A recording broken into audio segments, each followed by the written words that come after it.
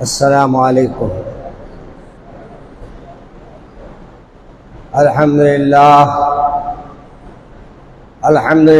نحمده ونستعینه ونستغفره ونؤمن به ونتوکل علیہ ونعوذ باللہ من شرور انفسنا ومن سیئات اعمالنا من یهدی اللہ فلا مضل له ومن يضلل فلا هادي له ونشهد أن لا إله إلا الله وحده لا شريك له ونشهد أن محمدا عبده ورسوله أما بعد قال الله تبارك وتعالى في القرآن المجيد والفرقان الحميد وأعوذ بالله من الشيطان الرجيم بسم الله الرحمن الرحيم لن تنالوا البر حتى تنفقوا مما تحبون۔ عزیزان محترم،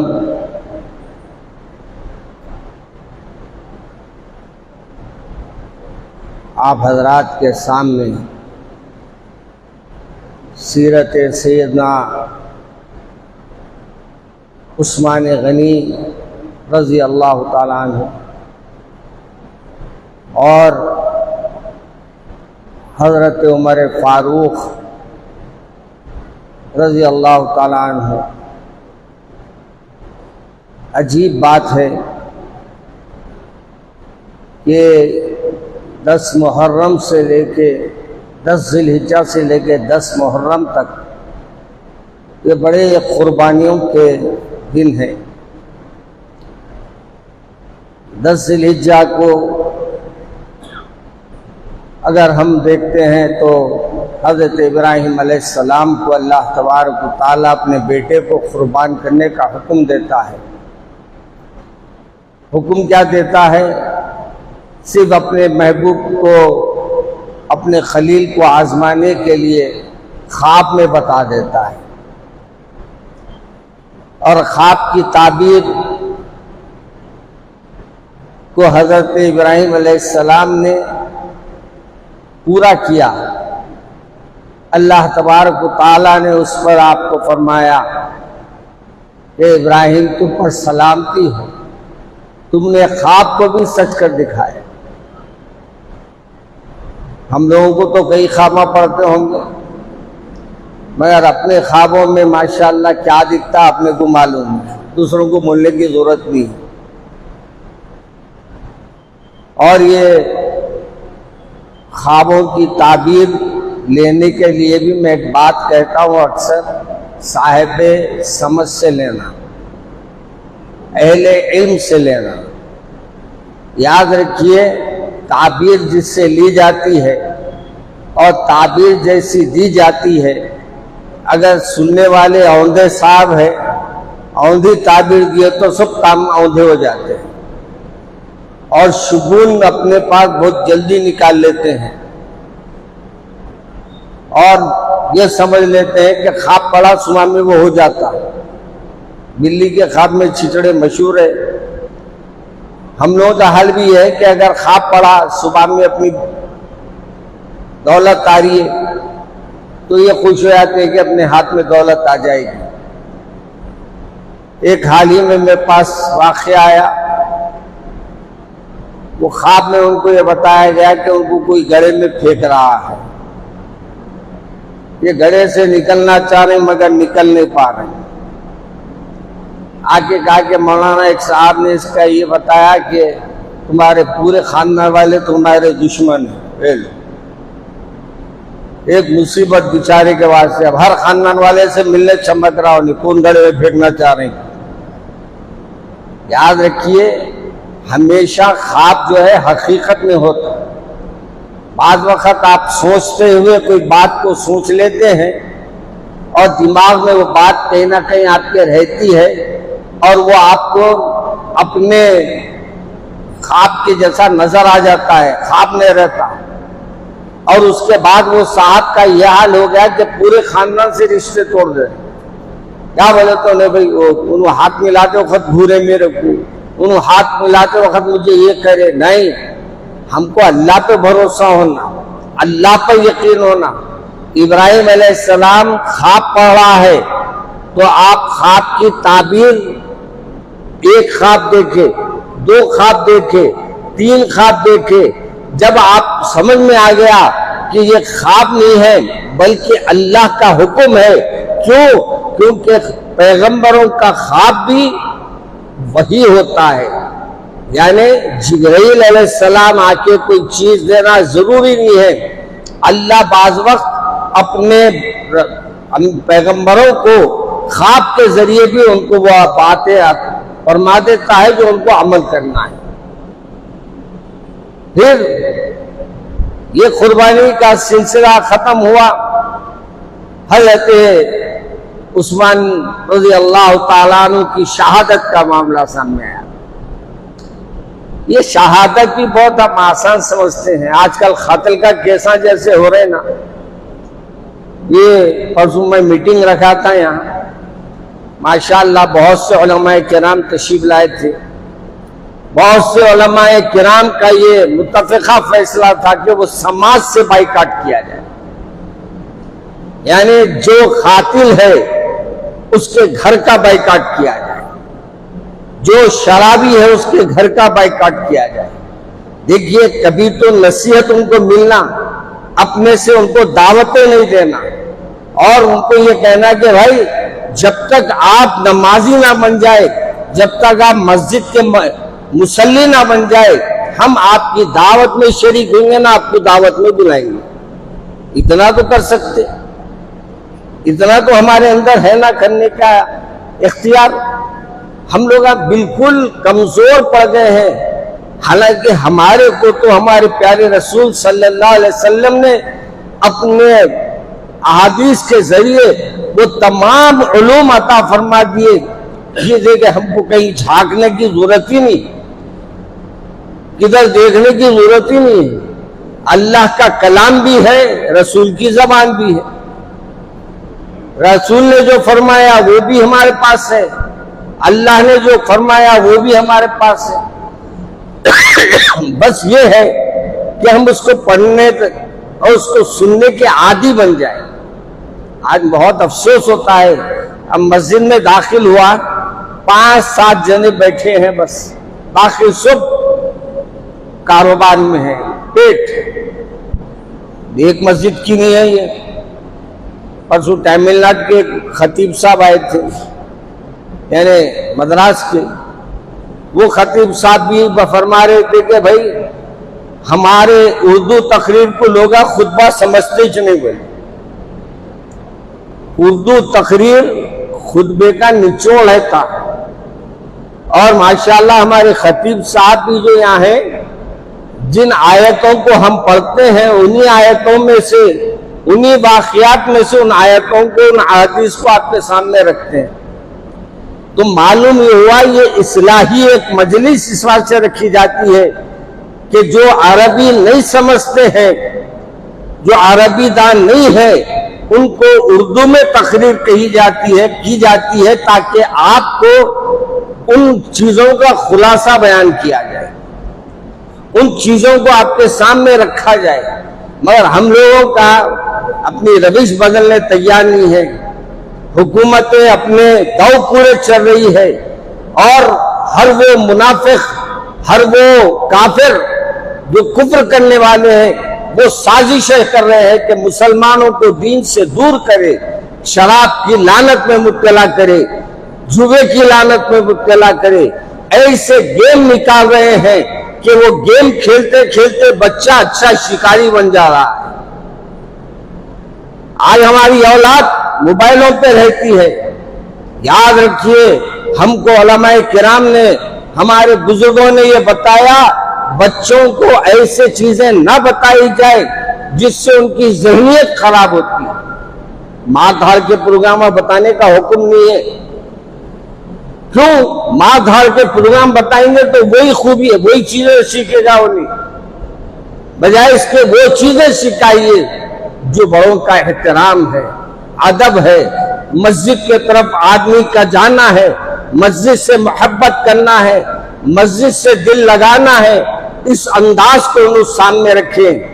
آج میرے کو خوشی ہوتی ہے بعض وقت ہمارے علماء آج ماشاءاللہ ہر مسجد سے ہر منبر سے یہ آواز بلند کر رہے ہیں کہ اب ایک ہو جاؤ، اب نیک ہو جاؤ اور اللہ کے طرف اللہ کی رسی کو مضبوطی سے تھام لو۔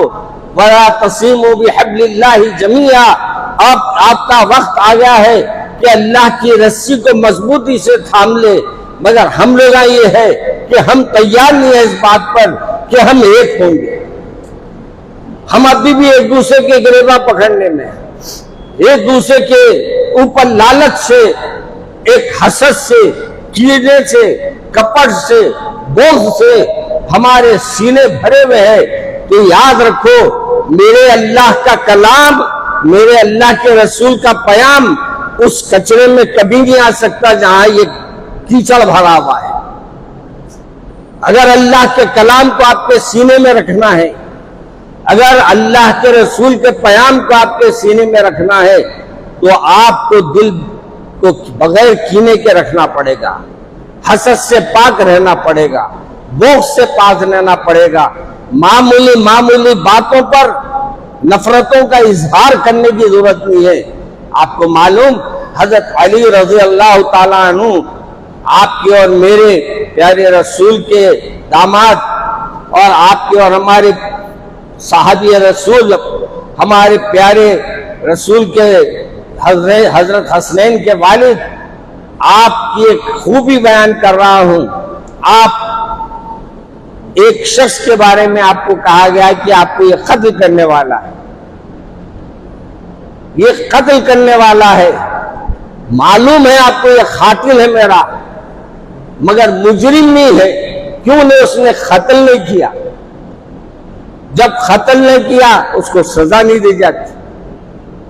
اور ہمارے کو معلوم ہونا چاہیے، تاریخ صحابہ سے واقف ہوئی ہے ذرا، ہمارے صحابہ کا دل بھی کیا دل تھا میاں، عفو درگزر میں تو اتنے آگے تھے کہ ان کو معاف کرنا ہی سب سے زیادہ پسند ہے، معاف کرنے میں ہی وہ اپنی بڑائی سمجھتے تھے۔ میرے سرکار کے شاگردہ تھے نا وہ، میرے سرکار کے صحبتی یافتہ تھے نا وہ، اس لیے میرے صحابہ کو برا بھی نہیں کہنا۔ بعض جو لعنتیاں برا کہتے ہیں اللہ ان پہ لعنت برساتا ہے۔ یاد رکھو میرے صحابہ سب ستاروں کے مانند ہیں، اگر کوئی انگلی اٹھاتا ہے ان پہ تو یہ ہے کہ آسمان پہ کوئی تھوکنا چاہے تو آسمان پہ تو تھوک نہیں جائے گا، اس کا منہ کالا ہو جائے گا۔ آج بھی صحابہ کے دشمنوں کی کمی ہے، سمجھ رہے ہیں آپ؟ آج بھی ہمارے صحابہ کے دشمن بہت ہیں ماشاءاللہ، بعض تو ایسے بخشے ہوئے نکل گئے کہ علی اللہ، علی علی حضرت علی کو اللہ ہی بنا دیو، علی اللہ ہے۔ میرے بھائی علی علی ہے، اور حضرت علی کا مقام اہل بیت میں ہے۔ اور جیسے میں نے گزشتہ جمعے میں کہا کہ گھر والے بھی ہمارے آنکھوں کی ٹھنڈک ہے اور در والے بھی ہماری آنکھوں کی ٹھنڈک ہے، دونوں بھی ہمارے لیے دو آنکھیں ہیں۔ میرے سرکار اپنے صحابہ کرام کے ساتھ جو رہا کرتے تھے، معلوم یہی حضرت عمر ہے، یہی حضرت عثمان غنی ہے، یہی حضرت ابوبکر صدیق ہے۔ کہیں ایک مقام پر گئے، ایک مقام پر ایک پہاڑی پہ ٹھہرے ہیں، ایک اونچے مقام پر ٹھہرے ہیں، ٹھیلے پہ ٹھہرے ہیں، کہتے ہیں زمین ذرا ہلنے لگی، یعنی زلزلہ سمجھیے، آج کے زمانے میں ہم لوگ یہی سمجھتے ہیں نا، زلزلہ آ گیا۔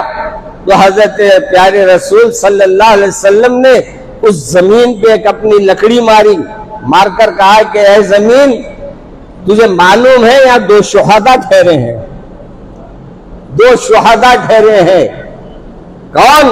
ابو حضرت عمر فاروق، حضرت عثمان غنی رضی اللہ تعالیٰ عنہ، اور فرمایا ایک صدیق ٹھہرے ہیں جو سب سے پہلے ایمان لانے والوں میں ہے اور میری تصدیق کرنے والوں میں ہے، وہ اس زمین پر کھڑے ہیں۔ میرے پیارے بھائی بتاؤ میرے رسول صلی اللہ علیہ وسلم نے آپ لوگوں کو پہلے ہی فرما دیا، عثمان کو رضی اللہ تعالیٰ عنہ کو، حضرت عمر رضی اللہ تعالیٰ عنہ کو، کہ آپ کو شہید کیا جائے گا۔ مگر یہ شہادت کے الفت میں قدم رکھنا ہے، یہ لوگ آسان سمجھتے ہیں مسلمان ہونا۔ یہ لوگوں کے پاس شہادت کی کوئی وہ نہیں تھی کہ بھئی ہم شہید ہونے والے ہیں، کیا کریں گے؟ اب مرنے والوں سے پوچھو، ایک صاحب کو دیکھا میں، سب چھوڑ دے کے بڑھ گئی کونے میں، کیا بولتے؟ ڈاکٹر بولے بھی 1 مہینے کا وقت ہے۔ بولے اللہ تم ڈاکٹروں کی بات سنتے، اللہ کی بات سنتے؟ بولے کیوں؟ بولا اللہ جب موت دینا ہے دیں گا میاں، تم پریشان گئی کوئی؟ ڈاکٹر دینے والا ہے موت۔ اور یاد رکھو جو قتل کرتے ہیں ان کے اوپر اللہ نے 4 لعنتیں برسائی ہیں۔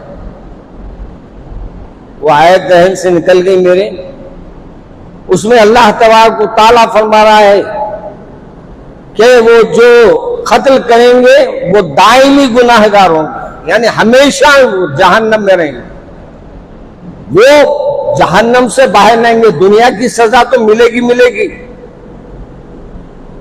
بعض علماء نے لکھا ہے کہ دنیا کی سزا کے بعد وہ اپنے ان کے رشتہ داروں سے معافی مانگ لے تو شاید وہ معاف کر دے، مگر اللہ سے معافی مانگنا اور مرحوم کے لیے جس کو تم شہید کے لیے کر دیے ہیں اس کے لیے مغفرت کی دعا کرنا۔ انہوں نے پڑھتے نماز تو دعا کا پڑھیں گے، ان کو نماز آتی، ان کو روزہ آتا تو پھر انہوں نے خط لکھ کو کرتے تھے۔ میرے عزیز دوستو، سب دکھاوا رہ گیا ہے، عمل غائب ہو گیا ہے، الفاظ رہ گئے ہیں۔ آج ہمارے پاس قرآن موجود ہے۔ ابھی میں آیا یہاں بیٹھا تو ہمارے مولانا صاحب نے اعلان کیا جو قرآن پاک ہاتھ میں رکھے ہیں وہ اوپر رکھ دے۔ بولا دیکھ کے میں بولا بھائی کون ہے قرآن ہاتھ میں لیے ہوئے؟ سب موبائل ہاتھ میں لیے ہوئے ہیں، تو موبائلوں میں پڑھ رہے ہیں۔ جدید ٹیکنالوجی استعمال کرنے مولانا، جدید انداز میں ہم پڑھ رہے ہیں قرآن۔ میرے بھائی یہ قرآن پاک چھپائے کیوں گئے؟ آپ کے پڑھنے کے لیے۔ اگر اس میں آئی ہے ایسی جگہ جا کے پڑھو آپ جہاں قرآن نہیں ملتی آپ کو، جہاں آپ کے سامنے قرآن پاک رکھی ہوئی ہے وہاں آپ قرآن پاک کو پڑھیے، ہاتھ میں لے کے پڑھیے۔ قرآن گواہ ہو جائے گی کہ مجھے انہوں نے ہاتھ لگایا۔ میرے عزیز دوستوں اور بزرگوں، میں آج 2 عنوانوں پہ گفتگو کرنے کے لیے بات آپ کے سامنے رکھا ہوں۔ پہلے یہ کہ ہمارے علماء کرام ہمارے لیے نعمت ہے، پہلے ان کو سمجھیے۔ یہ ہمارے خطبہ جو آپ کو تقاریر کر کے آپ کی اصلاح کی کوشش کرتے ہیں یہ ہمارے لیے نعمت ہے۔ یہ آپ کو سمجھاتے ہیں کہ دیکھو کس عمل سے اللہ راضی ہوتا ہے، کس عمل سے اللہ ناراض ہوتا ہے۔ اس لیے ان علماء کی قدر کرو، ان خطبہ کی قدر کرو۔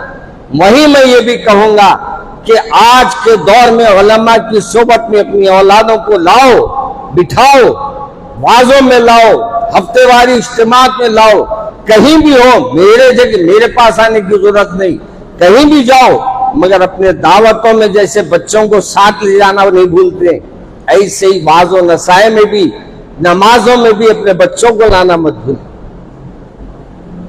آج مجھے افسوس ہوتا ہے کہ آج ہمارے بچوں کو خلفائے راشدین کے نام نہیں معلوم۔ حضرت عمر رضی اللہ تعالیٰ عنہ نے دین اسلام قبول کیے، اور یہ خوشی کیسی تھی؟ خوشی معلوم آپ کو؟ حضرت عمر رضی اللہ تعالیٰ عنہ کے لیے دعا کرنے والے کون تھے؟ میرے اور آپ کے آقا حضرت محمد مصطفیٰ احمد مصطفیٰ صلی اللہ علیہ وسلم۔ صلی اللہ علیہ وسلم بول دو۔ یاد رکھو جب بھی سرکار کا نام ہے درود پڑھ لینا۔ کون سا درود آپ کو منزل کراس کریں گا نہیں معلوم۔ اللہ کے رسول نے دعا فرمائی، عمر بن حشام اور یا عمر بن خطاب، 2 میں سے کسی ایک کو آپ اسلام میں اگر یہ آ گئے تو اسلام کو طاقت ملے گی، میرے عزیز دوستو، وہ دعا قبول ہوئی کس کے حق میں؟ حضرت عمر بن خطاب کے حق میں۔ حضرت عمر آپ کا نام، خطاب آپ کے والد کا نام، خطاب کے بیٹے حضرت عمر کو اللہ نے قبول کیا، اور جب اسلام میں آپ داخل ہوئے اور جب سرکار دو عالم صلی اللہ علیہ وسلم کے پاس بعض علماء لکھتے ہیں کہ جبرائیل تشریف لائے، آگے کہا کہ یا رسول اللہ آپ لوگوں کے پاس خوشی کا اظہار نہیں ہے، عمر کے اسلام لانے کے بعد آسمانوں پر بھی خوشی کا اظہار کیا جا رہا ہے۔ سبحان اللہ، کیا مقام، کیا مرتبہ ہے۔ آج بعض لوگ عمر پہ تانے مارتے، وہ حضرت عمر کے اوپر اپنی گندی زبان استعمال کرتے، نہ اگر کوئی فرق نہیں پڑتا، عمر ایسی ہے، ان کو لگی بھی ہے، وہ کہیں بھی نہیں جا سکتے۔ میرے نام عمر کا ایسی عمر ہے کہ ہر ایک کو عمر اب بھی بولنا ہی پڑتا۔ ایک خاتون آئے تھے میرے پاس، ہمارے حکیم قدرت اللہ صاحب کے زمانے میں وہ دواخانے میں بیٹھتے تھے، تو ان کے پاس انہوں نے فرمایا تھا کہ ایک خاتون آئے، آ کے انہوں نے کہا کہ آپ کی عمر کیا ہے پوچھو ان سے، تو غالباً وہ اپنے نہیں تھے، تو انہوں نے کہا، وہ خاتون نے کہا ہی عمر پہ لعنت پڑھو، میری عمر اتنی ہے۔ ان عمر پہ لعنت بولے تو بھی عمر چکی بھی چھو ہے کیا؟ کوئی بول سکتا میرے ساتھ عمر نہیں ہے، بولنا ہی پڑتا، ایج عمر دونوں میں سے کوئی ایک لکھنا ہی پڑتا۔ میرے عزیز دوستو، میرے سرکار کی یہ صحابہ ایسے پیارے صحابہ تھے جن کو دنیا میں اللہ کے رسول نے جنت کی بشارت دی۔ یہ جنت کے بشارت پانے والوں میں حضرت عمر فاروق بھی ہے، حضرت ابوبکر صدیق بھی ہے، حضرت عثمان غنی بھی ہے، اور حضرت علی اور دیگر صحابہ بھی ہے۔ مگر آپ کو یہ بتاؤں کہ میرے رسول صلی اللہ علیہ وسلم نے اگر فرمایا حضرت عمر رضی اللہ تعالیٰ عنہ کے بارے میں، اگر پیغام نبوت کا سلسلہ جاری رہتا اور اگر نبوت چلتے رہتی تو نبوت منتقل ہوتی تھی عمر فاروق۔ کیا مقام، کیا مرتبہ ہے، کیا اللہ نے مقام عطا فرمایا ہے۔ آج ہم لوگ یہ سمجھ رہے ہیں ہم بول لیے حضرت عمر کو لگ گیا، ان کو کچھ نہیں لگتا، تم کچھ لگتا کہ لعنت اگر کوئی کہہ دیا تو یاد رکھیے وہ لعنت فلاں آدمی پہ لعنت بولے، کوئی صاحب اس کو بددعا دیے، تم جا کے دیکھتی انہیں، اللہ اس کو اتنی سمجھ دیا ہے، وہاں جا کے دیکھتی اس کو لگنا ہے یا نہیں لگنا ہے، نہیں لگنا ہے تو پھر لا کے ان کے منہ پہ مارتی۔ اس واسطے ان کا لعنتی چہرہ بنا ہوا رہتا، کتنے بھی اچھے رہو چہرے پہ رونق نہیں رہتی۔ اس لیے میرے صحابہ سے محبت کرو، میرے صحابہ کی قدر کرو، میرے صحابہ کے نام جب بھی آئے میرے صحابہ کے اپنے بچوں کے سامنے ذکر کرو، ان کی تاریخ بتاؤ کہ سب سے پہلے اسلام لانے والوں میں ابو بکر صدیق ہے، اور تیسرے نمبر پر حضرت عثمان غنی ہے، اور حضرت عمر یہ اللہ کے رسول کی دعاؤں سے آئے ہیں۔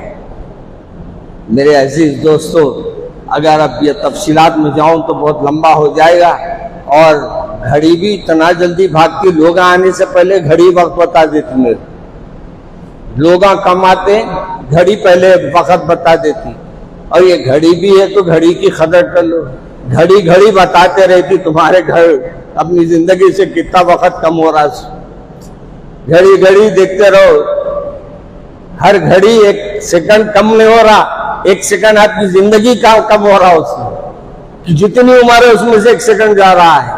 تو خیر میرے عزیز دوستو، انشاءاللہ اپنے ہفتے واری اجتماعات میں میں اس سلسلے میں گفتگو کروں گا۔ اللہ مجھے اور آپ کو عمل کرنے کی توفیق عطا فرمائے۔ آج جامعہ اسلامیہ دارالعلوم حیدرآباد کی طرف سے یہاں ماشاءاللہ انتظام کیا گیا ہے کہ وہ اپنے ماہانہ جو اپنے چندے کے لیے یہاں آتے ہیں وہ آئے ہیں، اور وہ چاہتے ہیں دارالعلوم حیدرآباد آپ کا مدرسہ ہے، اس میں آپ کے بچے پڑھتے ہیں، میرے بچے نہیں پڑھتے، نہ میں تنخواہ یاب ہوا کا۔ آپ کے جو غریب طلبہ وہاں طالب علم ہے، ان میں یہ بچوں کو تعلیم کے اوپر خرچ کیے جاتے ہیں۔ جاتے ہوئے دارالعلوم حیدرآباد کا دل کھول کے تعاون فرمائیے، انشاءاللہ اللہ تبارک و تعالی اس کا آپ کو اجر عطا فرمائے گا۔ اللہ مجھے اور آپ کو عمل کرنے کی توفیق عطا فرمائے۔ سبحان ربک رب العزت عما یصفون وسلام علی المرسلین والحمد للہ۔